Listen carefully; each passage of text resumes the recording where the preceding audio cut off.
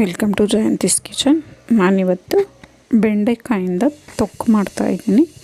ಇದಂತೂ ತುಂಬ ಸುಲಭ ಮಾಡ್ಕೊಳ್ಳೋದು.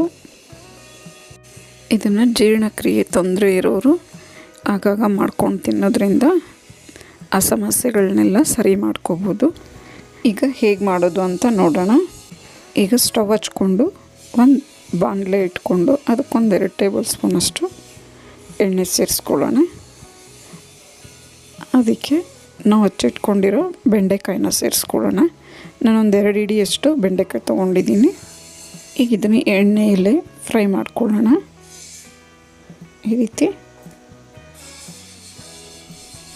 ಈಗ ಇದೊಂದು ಸ್ವಲ್ಪ ಫ್ರೈ ಆದಮೇಲೆ ಇದಕ್ಕೆ ಇನ್ನೊಂದು ಅರ್ಧ ಈರುಳ್ಳಿ ಹಚ್ಚಿ ಸೇರಿಸ್ಕೊತಾ ಇದ್ದೀನಿ.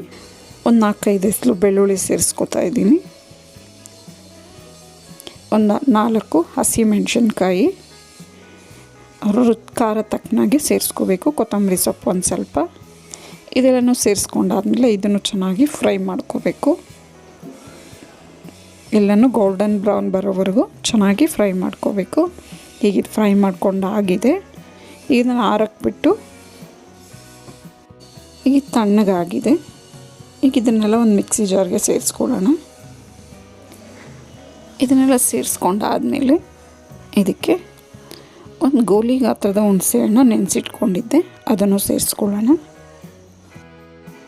ಈಗ ರುಚಿಗೆ ತಕ್ಕಷ್ಟು ಉಪ್ಪು. ಇದಕ್ಕೆ ನೀರು ಸೇರಿಸ್ಕೊಳ್ದೆ ಹಾಗೆ ರುಬ್ಕೊಬೇಕು. ಈಗ ಇದನ್ನು ರುಬ್ಕೊಂಬರೋಣ.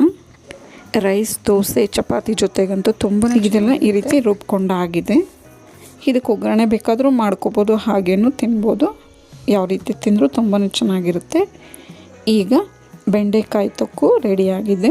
ನಿಮಗೆ ರೆಸಿಪಿ ಇಷ್ಟ ಆದಲ್ಲಿ ಲೈಕ್, ಶೇರ್ ಆ್ಯಂಡ್ ಸಬ್ಸ್ಕ್ರೈಬ್ ಮಾಡಿ. ನಿಮ್ಮ ಅನಿಸಿಕೆ, ಅಭಿಪ್ರಾಯವನ್ನು ಕಮೆಂಟ್ಸ್ ಮೂಲಕ ತಿಳಿಸಿ. Thank you for watching.